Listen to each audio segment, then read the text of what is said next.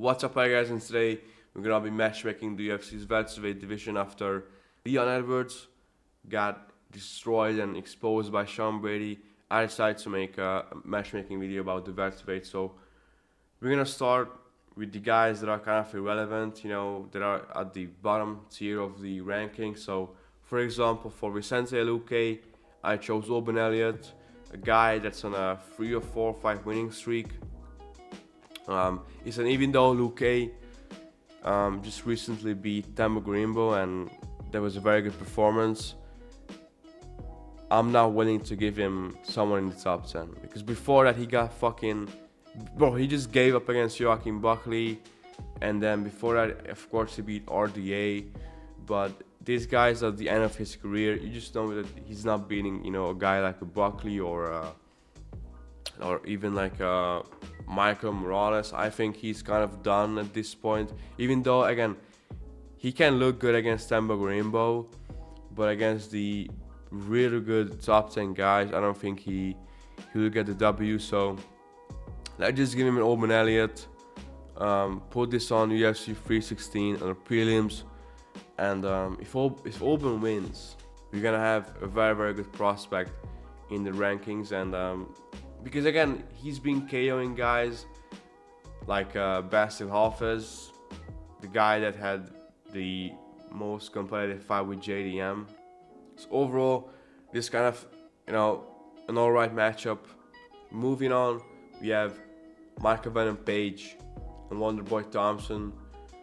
Bro, I've been saying this since MVP's debut. I've been saying that this should be made, okay? Because why are you giving MVP the fucking grapplers?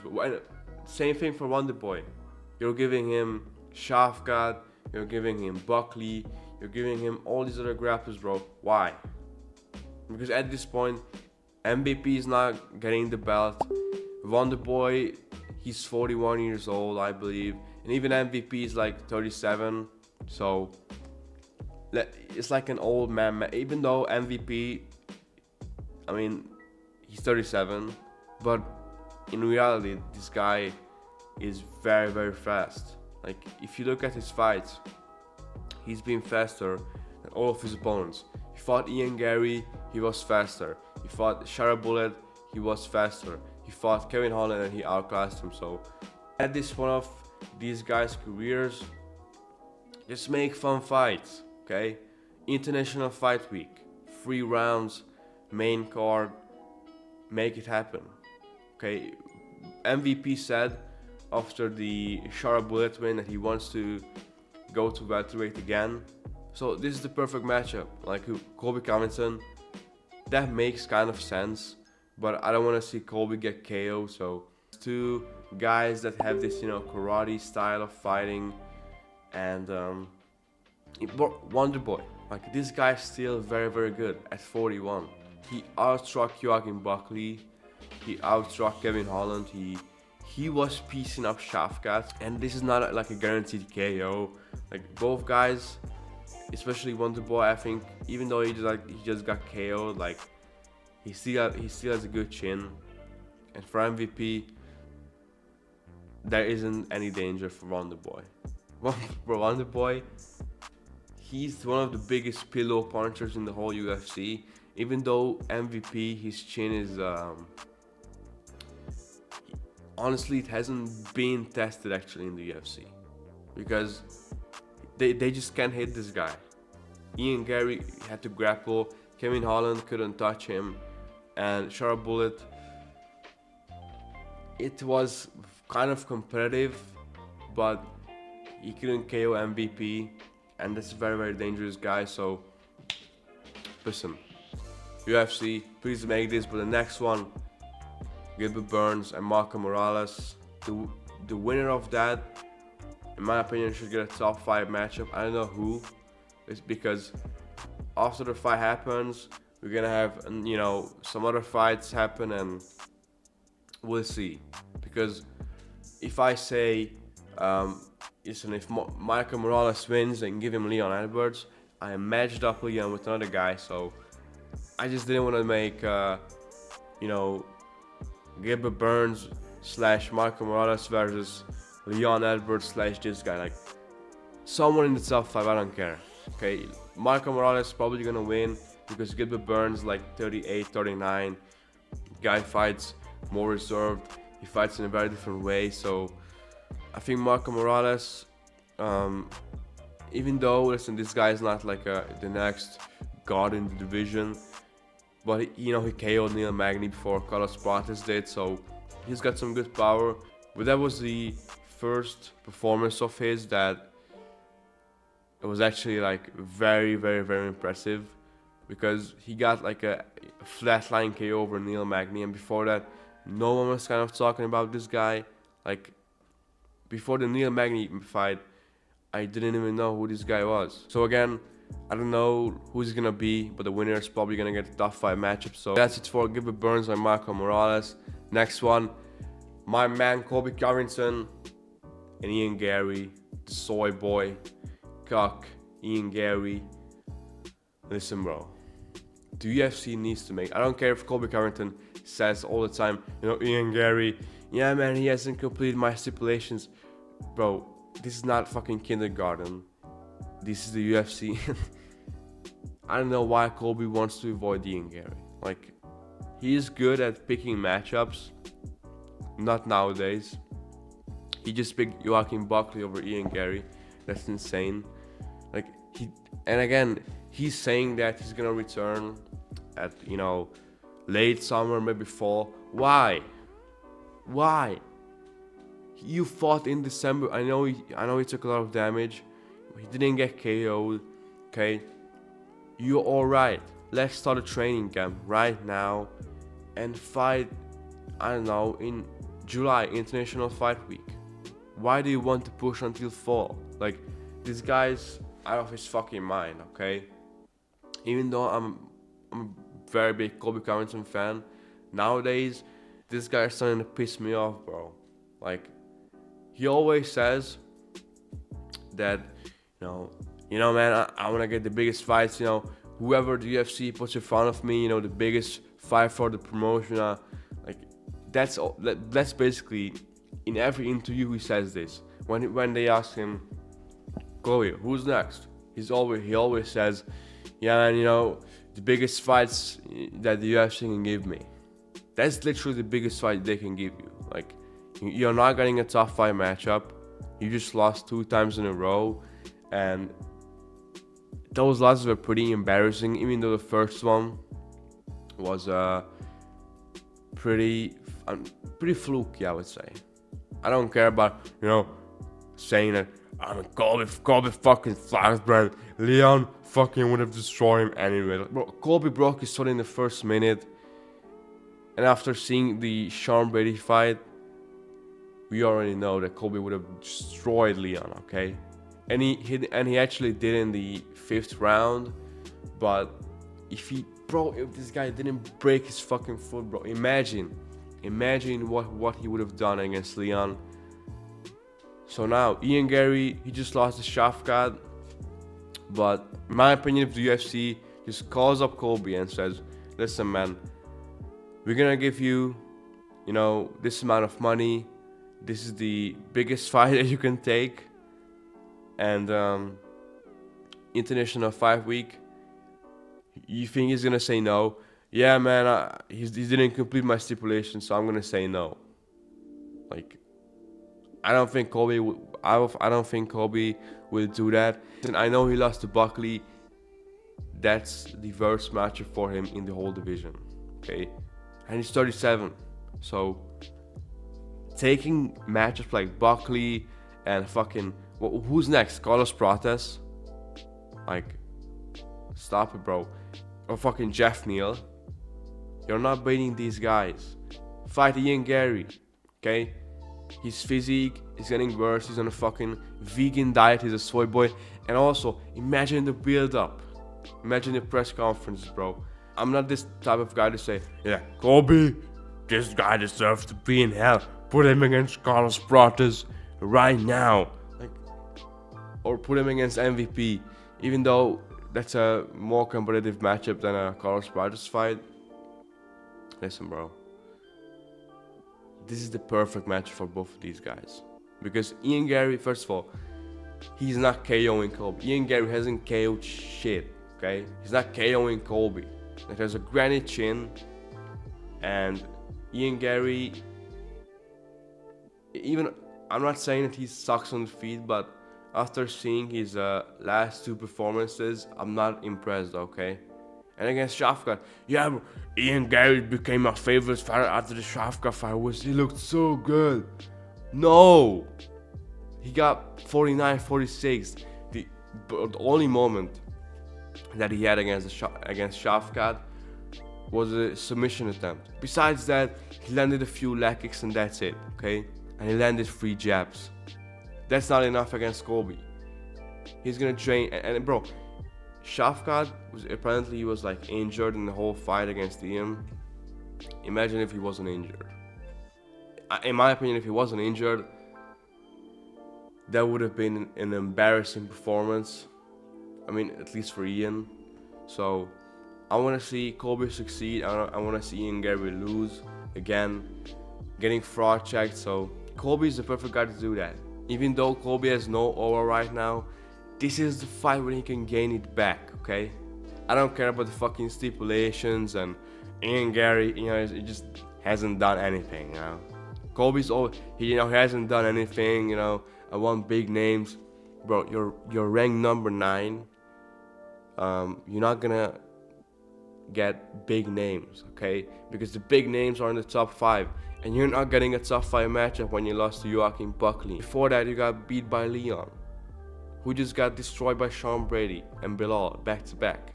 So please, and also for Colby, he should drop the act, because when he was like at the number 1, number 2 spot in the rankings, and when he was still relevant, I don't mind the act. I like the act. But now he's irrelevant. He doesn't look as good, and he's fucking ranked number 9. Again, saying all of this stupid shit in the interviews just are embarrassing, bro. So please, Colby, stop it. I think this fight makes a lot of sense. Next one, Carlos Pratas versus Leon Edwards. Leon won't have to kind of care about the takedowns, won't have to worry about the takedowns, because Carlos Pratas is a KO artist. So just, you know, the classic matchup for KO artist versus, you know, the tip for tap, you know, Leon, the boring striker that's, you know, kind of like a robot. So if Carlos Pratas beats Jeff Neal, which is probably gonna happen, because I don't think Carlos Pratas is gonna get fraud checked in his next 2 fights. So maybe if he beats, you know, Jeff Neal, he gets title shot off of that, but that's not happening. So you can say that, bro, this is fucking bullshit. Why would you even do that? Make Leon and Ian Gary, bro. That's another good matchup, but I saved Ian Gary for Colby Covington, okay? Because that's basically the only relevant fight for Colby, and I'm a big Colby fan, so I want to save his career. And for Leon, at this point, the guy is unlikable as fuck. So please, Carlos Pratas, book this after UFC 314, late summer, again August or maybe September. Leon's gonna have enough time. He didn't take a lot of damage. I know he got some ground and pound into his face by Sean Brady, but listen, bro, those were not powerful punches. Carlos Pratas, I don't know how he will look against Jeff Neal. So if he KOs Jeff Neal, he's probably gonna be like number 9. So number 9 versus number fucking 3. I don't know where is Leon in the rankings right now. Make this, okay? Not a number 1 contender fight, certainly, because if Leon somehow wins, then he's not getting a title shot. But if Carlos Pratas wins, listen, bro, this guy is one of the most hyped up fighters in the UFC right now. At that point, I wouldn't care if he gets a title shot or if he gets a number 1 contender fight. You know, Carlos Pratas doesn't have this usual dirty boxing style that works against Leon. He has this Anderson Silva type of striking. So, this Muay Thai kind of striking. So we haven't really seen Leon against a guy like this. UFC 319, we book it after Carlos Prates KOs Jeff Neal. Next one, Joaquin Buckley versus Bilal Muhammad. Okay, or JDM, of course. The loser of the title fight coming up in May in Canada. Listen, I know everyone has been talking about, Usman and Buckley, but in my opinion, Usman has no business at welterweight anymore. Like, why would he fight Joaquin Buckley? The guy's like 38. He looked amazing at middleweight. Move up to middleweight, fight Roman Dolidze, fight Marvin Vettori, and fight fucking Brendan Allen in the same year and retire. Okay, that's what I think Usman should do. Considering that these guys like Bilal and JDM, they don't fight pretty often, so we can't just do UFC 318, 319. I was thinking about maybe the fall, maybe like in October or September, or maybe October. Buckley fought in October and he fought in December also. We can do the same thing. Buckley, he just, stays in shape, and then we'll see who wins. I'm picking JDM. Let's say Bilal wins, okay? If Bilal wins, JDM is probably not gonna have a lot of damage, because even though Bilal is very good, he's not that dangerous. So JDM can recover. He can fight him in November, December, and if JDM wins, then honestly Bilal might retire. Or if he doesn't retire, he's gonna need a lot of time to recover. But I think, listen, bro, 2 months, 3 months, it depends on how he loses, bro. Because if he gets KO'd brutally against JDM, I don't think he will fight again in this year. And also, you have to take into consideration that Bilal is like 37 right now, so the guy's gonna need a lot of time to recover and to prepare for Buckley. Now the last one, we got Sean Brady and Shafkat for UFC 318 in the summer. Sean Brady didn't take any damage against Leon, and Shafkat, he's injured apparently, so he can recover from the injury and then he can start a training camp. He's gonna have enough time, trust me, and then these guys can fight. The reason why I don't want to give Sean Brady a title shot right away is I know he just destroyed Leon, and it was very, very impressive, and I would give him a title shot if Shafkat didn't exist. Because Shafkat, he should have got a title shot against JDM, but he got injured. So bro, like, this guy literally had a number one contender fight against Ian Gary. Right now we are at the point when we have 2 number one contenders, so let's just decide who deserves it more, because I think both guys would deserve it, but I just don't want to see Sean Brady take another fight like, Brady versus Buckley, or Shafkat versus Joaquin Buckley. Again, these fights are amazing, but I want to see them fight for the title first. I think the timeline is great. Same thing I was saying a few minutes ago, that Bilal and JDM, they don't fight that often nowadays. So if, of course, let's say Bilal wins UFC 315, UFC 318, these guys fight, and then the timeline is literally perfect, and they can fight in Abu Dhabi. Let's say Shafkat wins this fight, okay? Bilal versus Shafkat in Abu Dhabi, or Bilal versus Brady in Abu Dhabi. So this would be amazing for UFC 318 or even International Fight Week.